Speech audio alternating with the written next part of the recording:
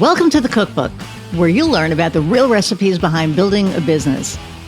Entrepreneurship doesn't look the same for everyone, and neither does success.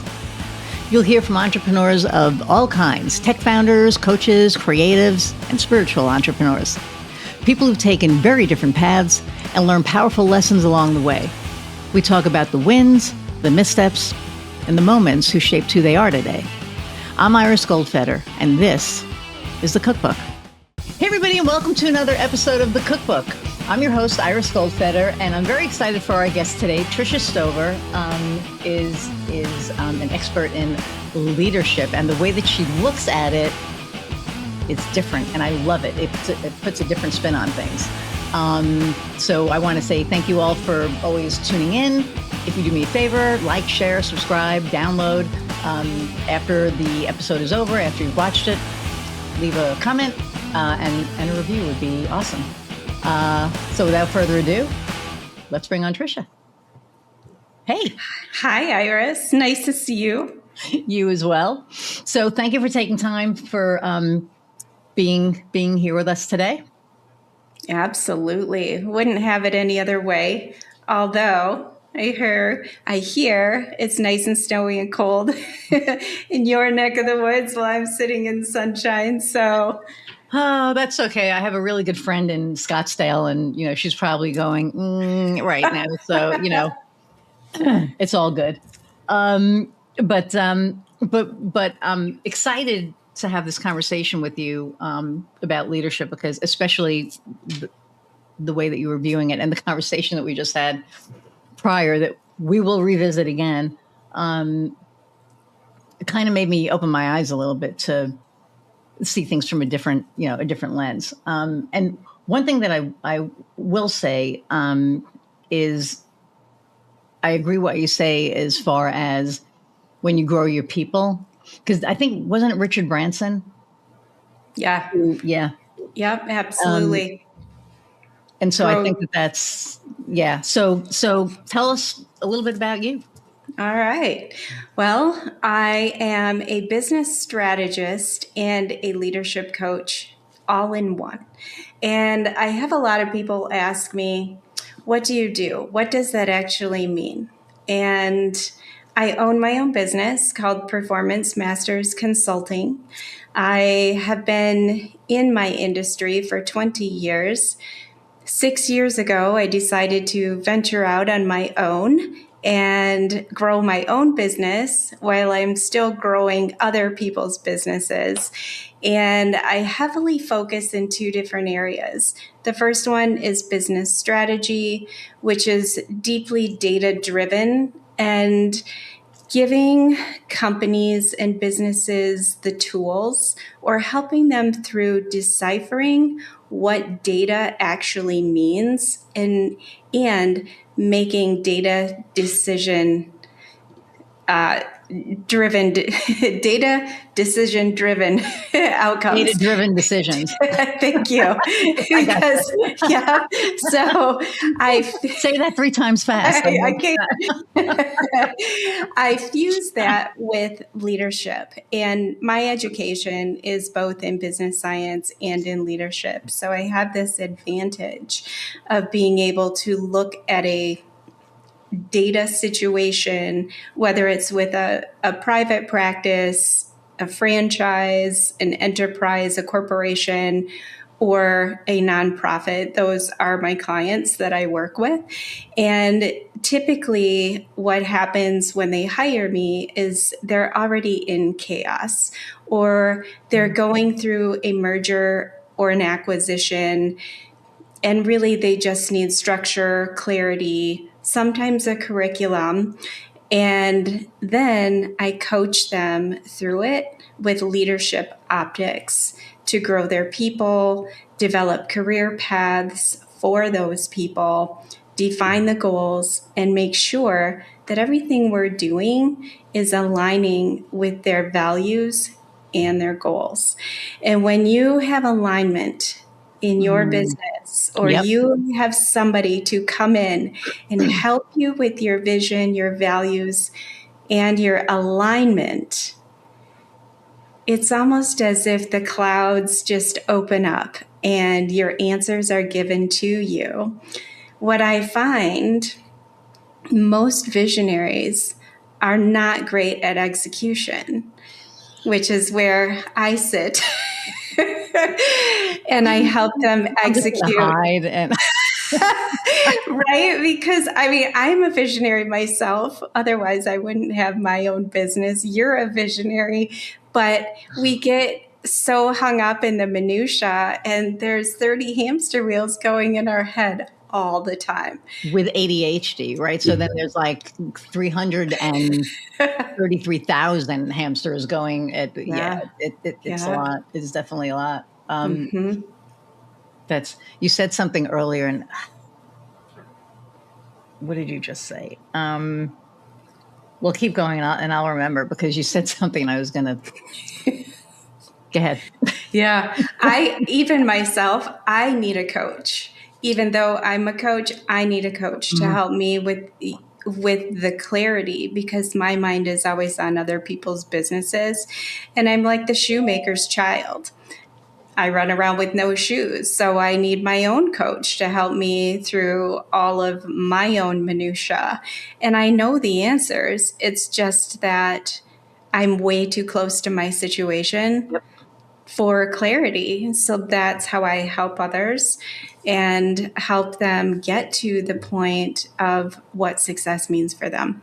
Yeah, I love that. And I actually have a couple of coaches for different things. Because my business is more, it's turning more soul based. So I'm a little woo, and I kind of bring that into the business, not in a, I don't know how to explain it.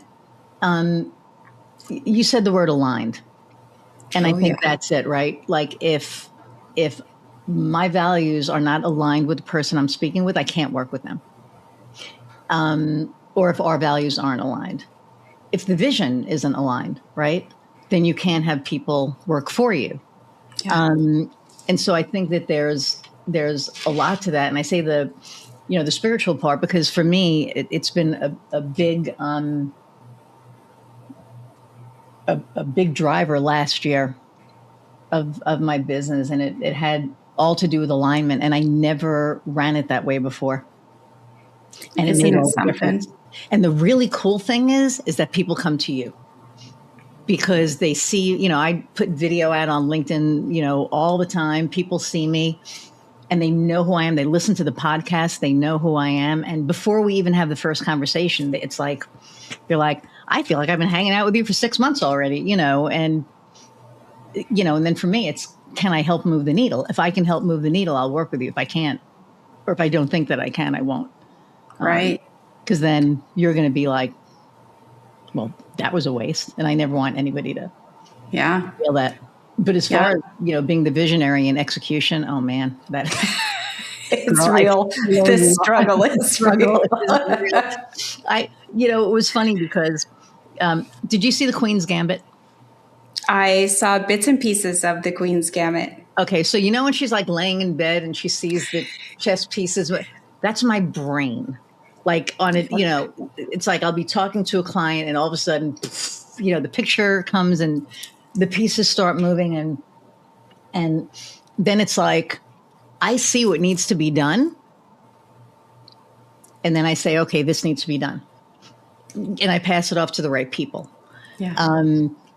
Because I think that it's really important that we do have the vision and that we recognize that, what, we're not that great at that part. So let's have somebody, in our orbit who is great at that part so that it gets done. So you could just keep going, okay, here's this idea, here's this idea.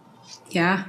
Well, it's a big roadblock with a lot of CEOs or founders in their business. And typically it doesn't surface right out of the gate because you're just starting your business. There aren't any blockages. And if you have the mindset of being unlimited in what you can do. That's a big one, right? That's my word for the year, is unlimited. Unlimited. And I even, going back 3 years ago, was still thinking I needed to ask permission for things. And I didn't. And it was just my own limiting self-beliefs. And it's something I've worked on over the past few years. And when you get to the point of realizing that no one's going to tell you no, you're free. It's like this big freedom that you have the runway to do anything you want within confines, but sharing that with other visionaries who think they are limited is a brain opener. That's cool. Because we're really not limited as entrepreneurs. And, unless it's tax related or legal, then we have some limitations there. But we can bypass all that and really say, what is your vision? And if you don't communicate this vision with your team or the stages of growth and the people that you're working with, if they don't know what your vision is, how are they going to help you get to where you want to be? And many visionaries are unable to even articulate what their vision is. Because they have it in their brain. They can't always articulate it. So I swing in, I help them with that vision, define that, and then I coach them through it. It could be 6 months, it could be 2 years, it could be forever, depending on how they grow. And usually that's what you see is the stages of growth start to happen. And now they have one person, and then they need 3 people in a year from now, and then 5. And it just continues to happen. It's just beautiful. Yeah, I love that, because as somebody who started, so I work with only contractors, right? I don't have any employees at this point. And I do that on purpose. And what I find is that when a client comes in, it's almost like I get to play Tetris. So it's like, okay, you need this. So here's the puzzle. So we're going to put this puzzle piece here, this puzzle piece here, and it makes it fun for me. It makes it fun for them, because I tell them, I'm putting like your puzzle together now. And it's really fulfilling, being able to do that. I just feel very grateful that I get to do that. So when you're like working with somebody, how do you get through that? Because we get stuck, and that's why we have our couch coach, our couch sometimes, and your couch. Sometimes you need both. And like we said, rum or vodka. Right. So, but like, how do you, when they have that vision, because, we know what it's like to have that big, okay, this is how I see everything. How do you help them navigate that? Because that's hard. That's not easy, especially if they can't articulate it. And you kind of have to go, okay, we're going to pull this, because, my coach had to be, okay, spit it out. And it's like, I'm trying, like, I'm really, Mm-hmm. I always start with a values exercise. And regardless of what they think their vision is, I can start with a leader or a CEO and ask them, what is your vision? And I want to hear them say it the first time around in their words. And then I go a little bit deeper. All right. And I go through these stages. What's your value prop? What does success look like to you? And really start digging deep into not just their top 5 values. And there is an exercise. It's on a website called Think to Perform. It's think the number 2 perform. They have a values exercise on their website. I know them personally, and it will take you through, it's about 30 minutes. It could be longer.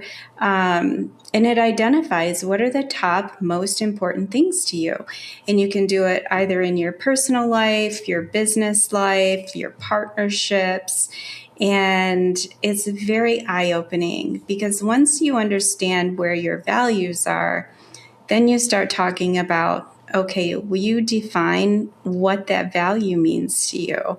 Because I can say happiness is one of my values for an example, but what happiness looks like to me might look like something completely different to you. Sure. So breaking that down and understanding why that is one of your values and aligning your goals with it, then we figure out what behavior needs to happen in between your values and your goals to actually make this work.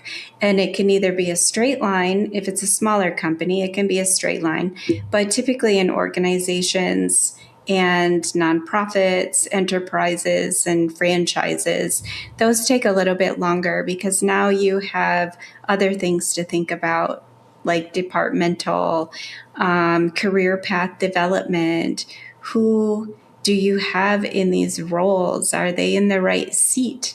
Now that you've defined your values, how does this align with your business model? And how are you going to communicate this to your people? And much like you, I don't have employees. I outsource. So if I have my marketing person, I've worked with her for years, and I have someone who handles my travel. And my view on this is I would rather support other businesses by outsourcing than to take on the responsibility of hiring someone. And eventually I will hire. But I don't want a big enterprise or a big corporation. I really want to empower the businesses that are already existing and use them. Right. Yeah. And that's, and that's probably a big reason why I do that. And I also know that when I work with contractors, they own their own businesses. And so they're not going to screw around, and I only work with the best of the best. Like if I wouldn't let them, work for me or do my, my stuff, I wouldn't, use them for a client. So, but what I find interesting is, you're talking about the value prop and, the, how happiness could be one thing to you and, something else to another. And when I look at that, I go, wow, for me, I look at, I don't know, whether it's a client or a contractor, I make sure that our values align, right? It matters. It fully matters. Because if they don't, eventually it's not going to work. And I've had that happen a couple of times. And, I went out of my way to help somebody whose values did not align with mine, just to kind of show, I guess, the other side. I'm being vague on purpose. But, I really went out of my way just to kind of be like, hey, we're really good people and, want to help you and blah, blah, blah. And they actually sent an email because of our differences that they couldn't see spending this much money with blah, blah, blah. And I sent an email back and I said, and therein lies the difference. Because I went out of my way and I didn't list everything. He knew what I did, because of our differences, and because of our differences, you choose to close. Yeah. And it worked out well because, I believe in divine intervention and all that and timing. And, as soon as that ended, two of the right people came in. And I think that's the thing is, when we're not aligned, or when we choose to work with somebody that we're not aligned with, we're not leaving room for the people that we are aligned with to come in. And so that was a huge lesson for me last year.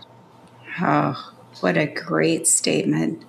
Because have you learned or recognized or understood, now that you've been through it last year, the benefits of it this year, and all the doors, the opportunities, even the people that come into your life is in alignment with you, and it seems to be easier, seamless. You have more fun, you're more productive, whereas before you try to force things, putting that square peg in the round hole, because you either love the person or you love what you're working on, but you keep running up against these brick walls, and you can't break them down. And going back to the alignment is really your answer. And it's not always something we want to hear, right? Because maybe you've invested, I had a relationship. Here's a good one. I recently came out of a relationship of 6 years with my previous partner in my personal life.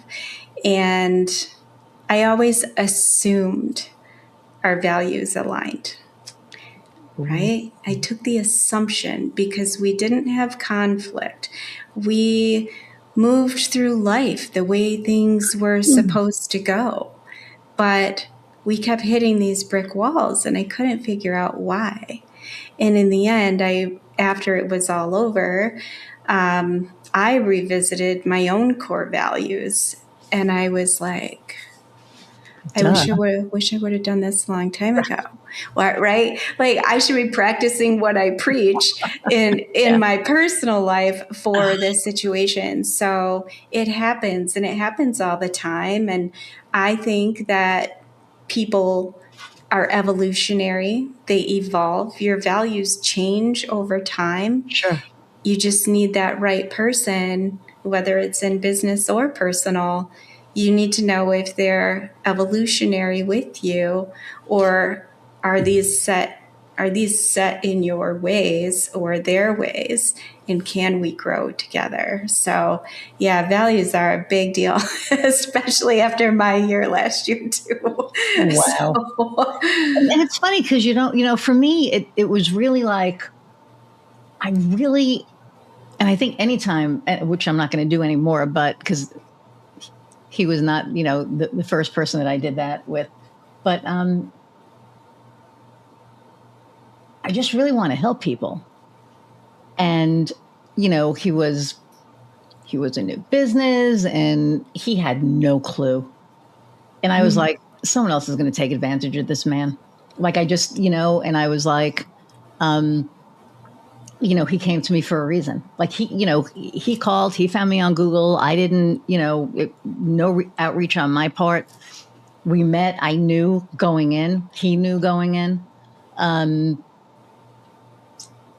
I was like, nope, I'm going to do this. And I had a couple of, ding, ding, not warnings, but definitely a couple of red flags. But I was like, I think this one's going to work. And it took 9 months. That's a good clip. 9 months. It was. But as the months went on, I was like, oh, okay, shit, this isn't, and I kind of saw it. And I got the email. It was really funny.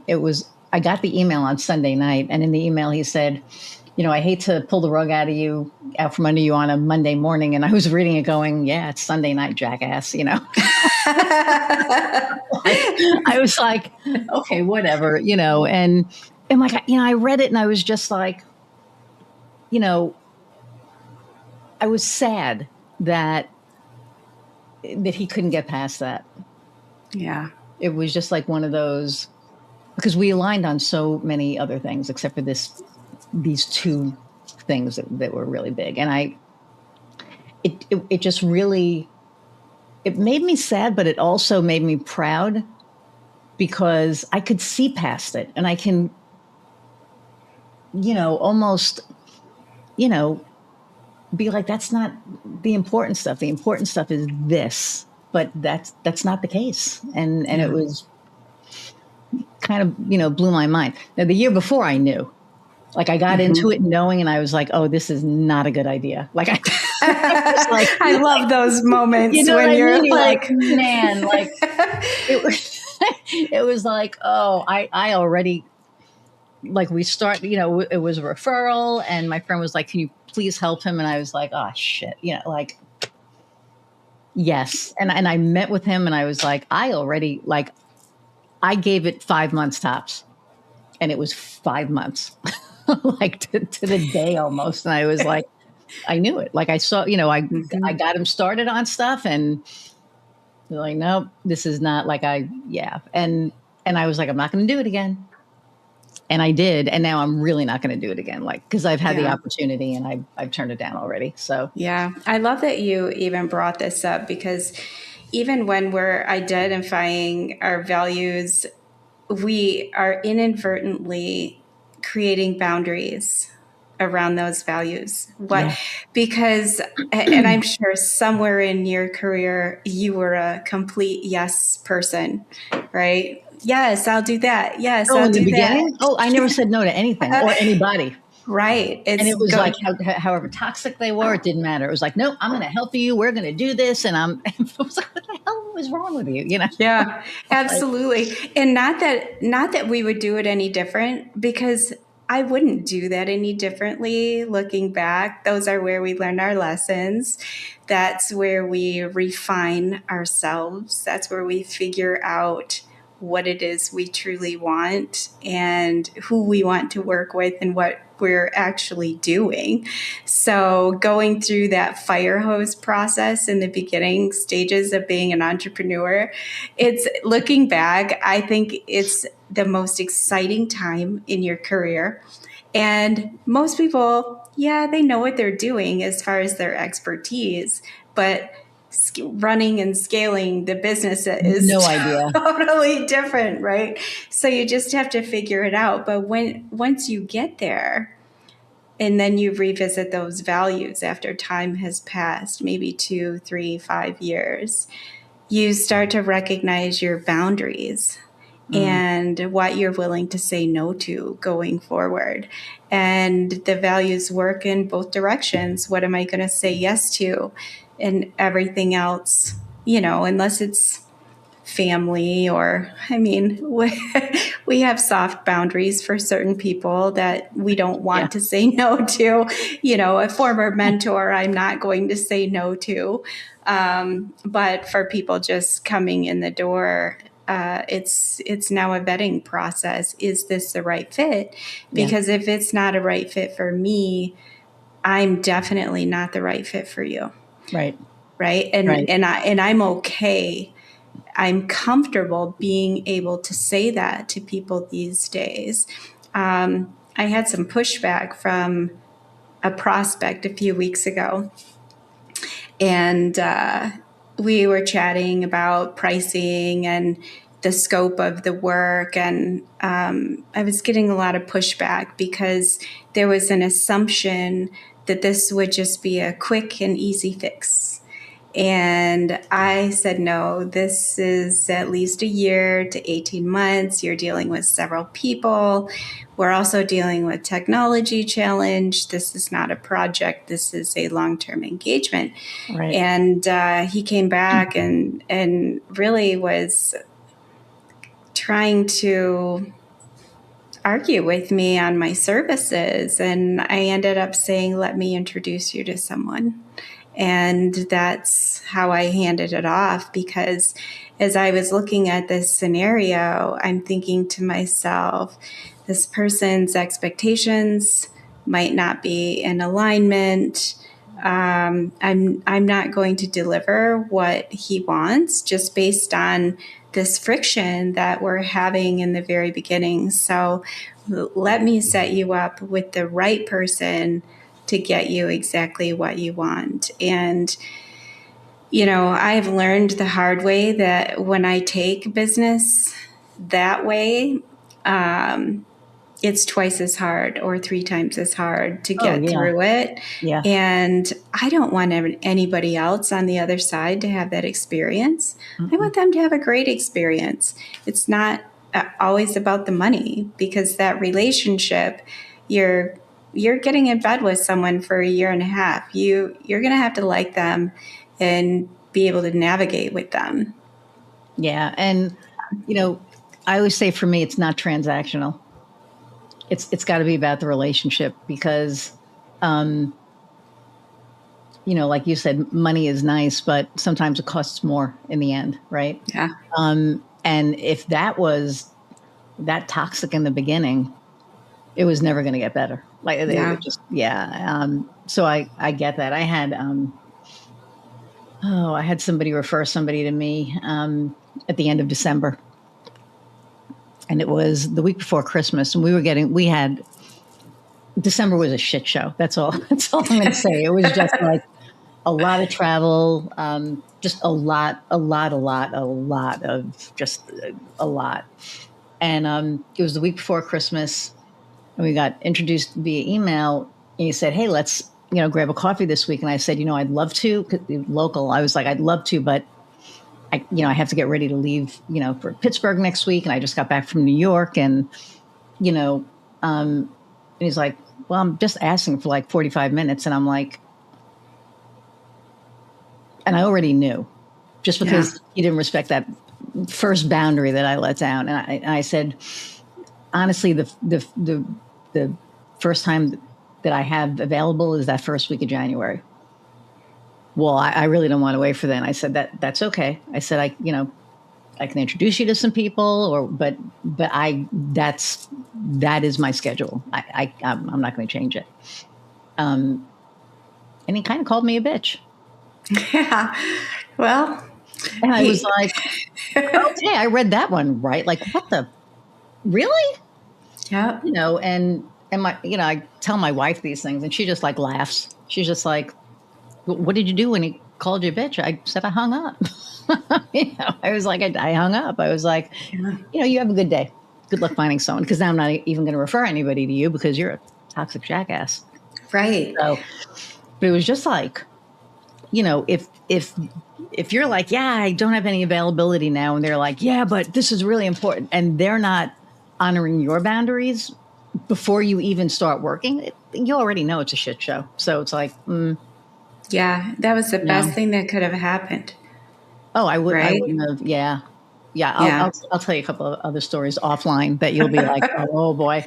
But so there are entrepreneurs that are listening to this, and people that are thinking about becoming entrepreneurs. So in your experience, and it's 444. Sorry. 444 on the clock. Right? 444 angel numbers.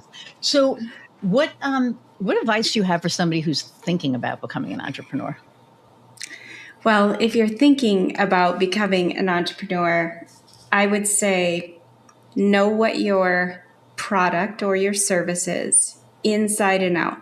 That's really the one thing you need to know, is you need to know you are an expert at what you do, and you have to believe in yourself enough to know you are the expert in what you're going to do.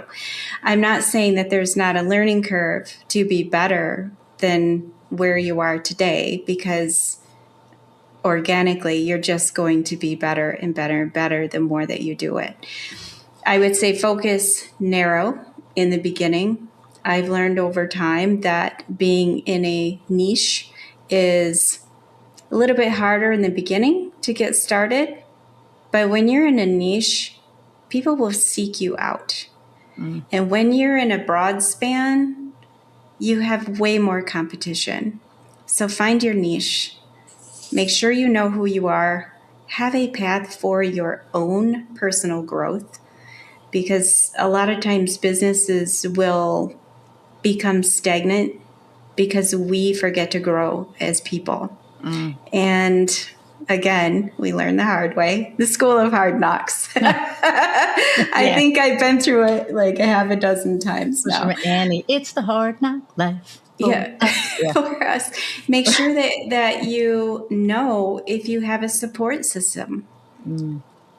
If you don't have one, you need to go find one. And it could be, you don't have to pay money to have a support system. You can seek people out on LinkedIn. You can pull in an old network or find people with like-minded minds and ideas and collaborate with them.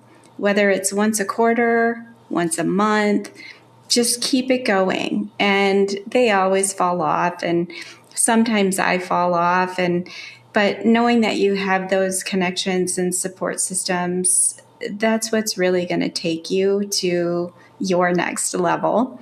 And it's true, you are who you hang around with. So I'm not saying go out and hang around with a bunch of billionaires, but if you are with, if you have the opportunity, then you go right ahead, right?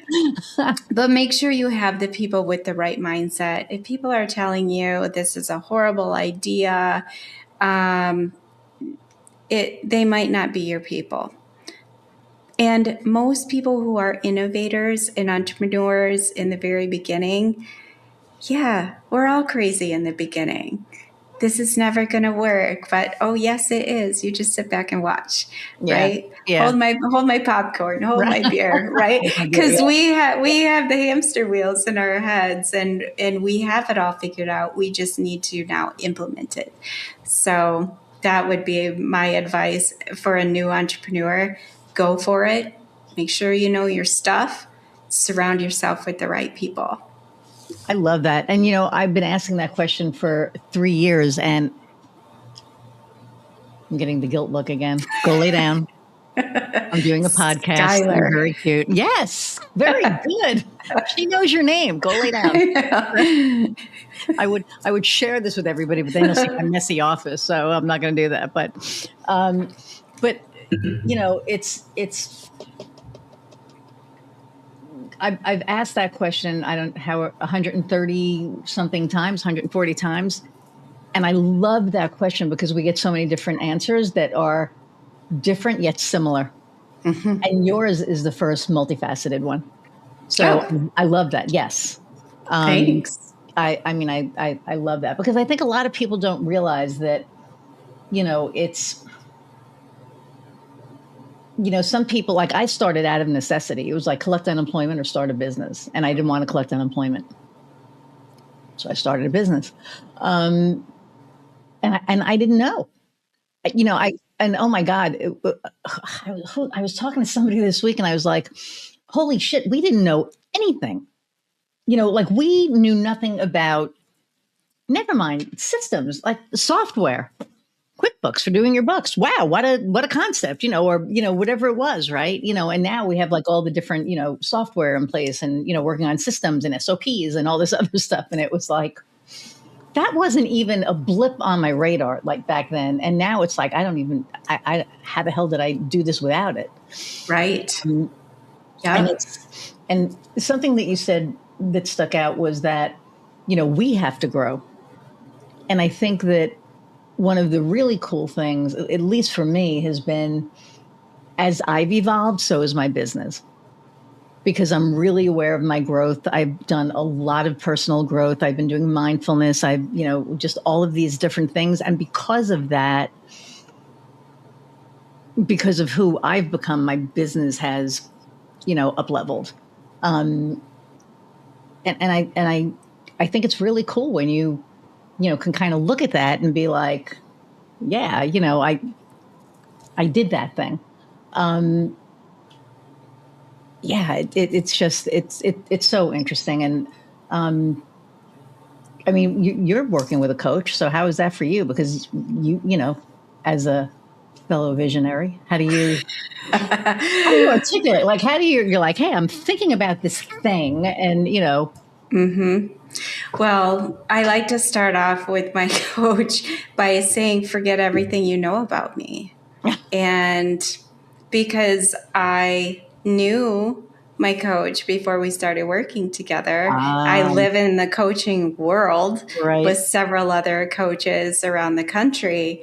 And that's how I say it. Forget everything you know about me. This is raw. This is me. It's kind of like going to a therapist, and you don't want to lie to your therapist. Otherwise, why go to your therapist? Right. So you have to be honest with yourself, even with wild ideas and things like that.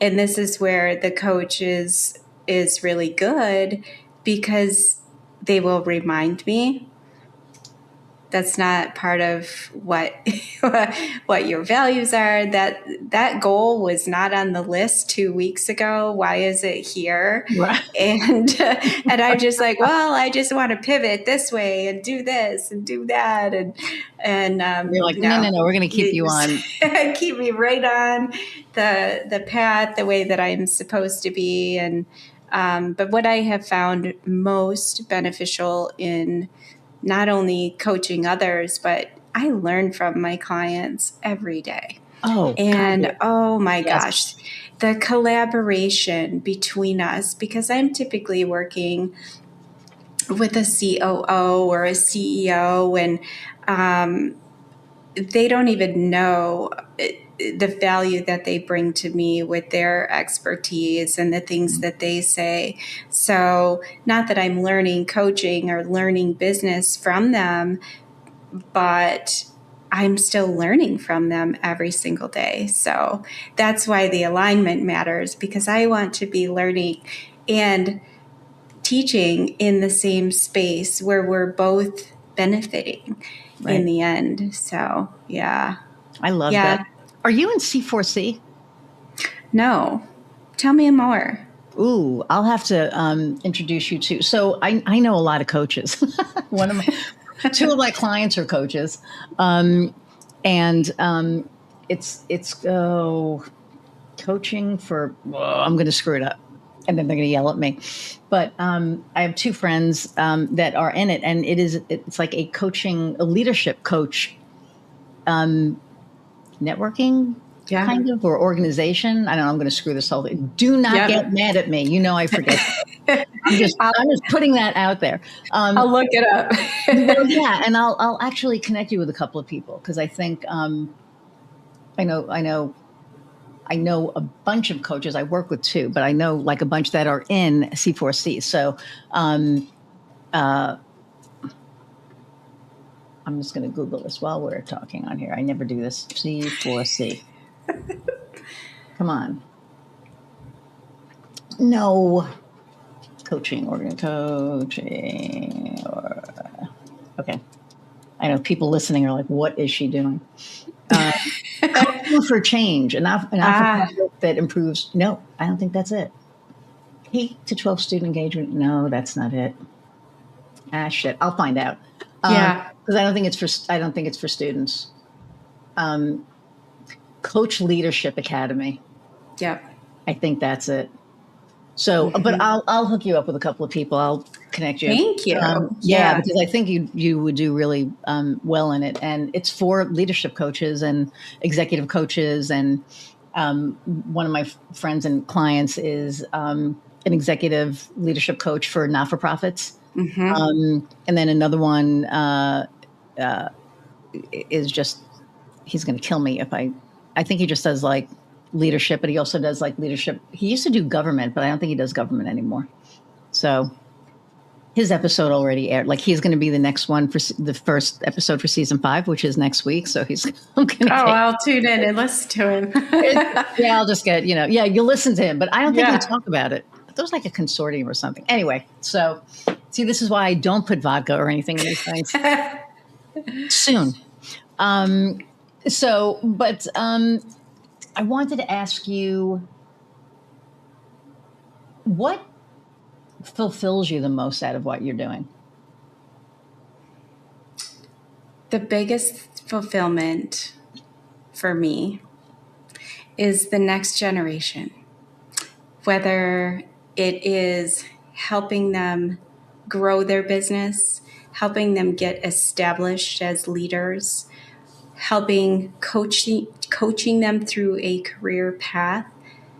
Most young generation business owners, or that generation who want to become business owners, if they're already in a firm or a corporation, there's not always a path to success, and it can be discouraging. It can feel stuck. Many people know intuitively that they are an entrepreneur from a young child age.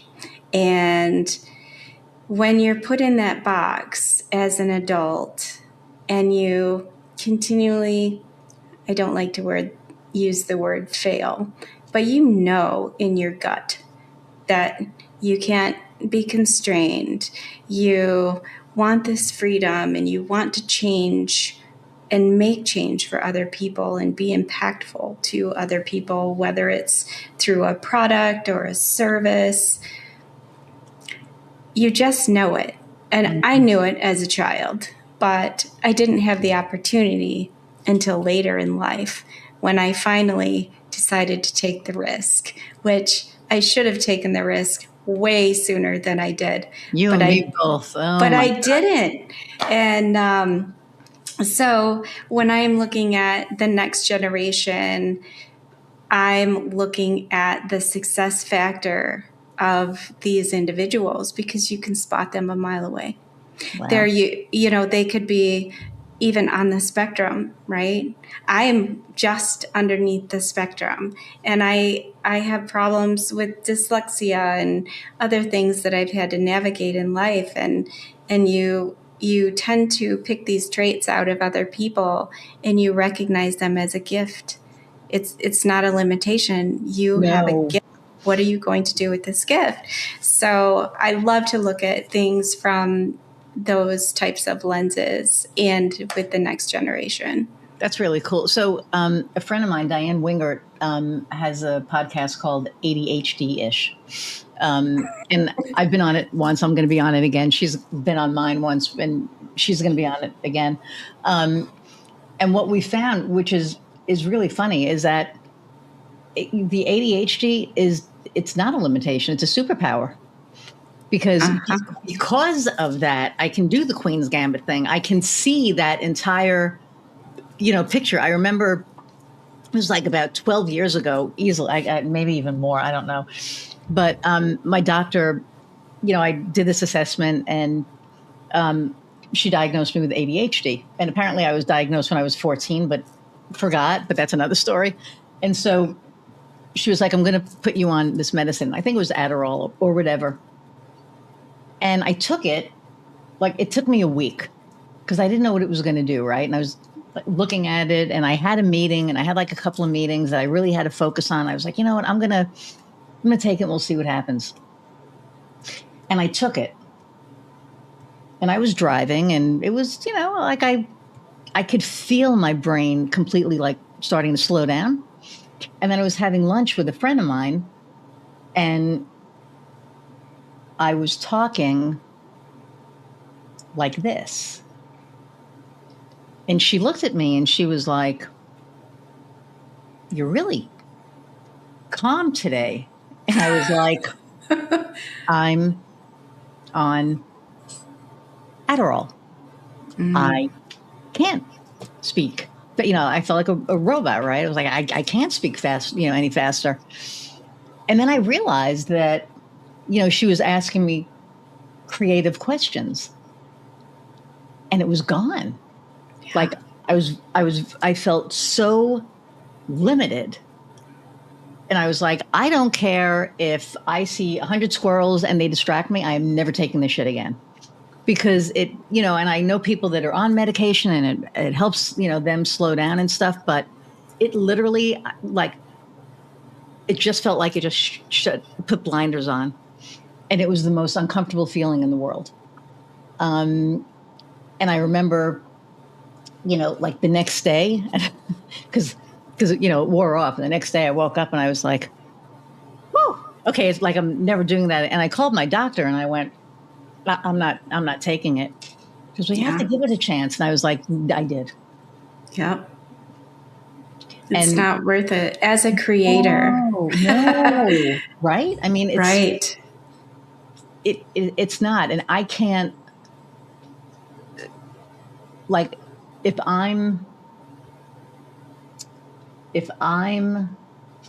feeling out of sync for whatever reason, I'll lose that, right?